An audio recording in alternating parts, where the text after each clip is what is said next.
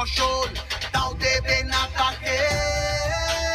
সবার ওপর এ অত্যাচার করলে তুমি যদি, জমিদার আজ তোমায় যেন ছাড়তে হবে গদি। জনগণের গর্জন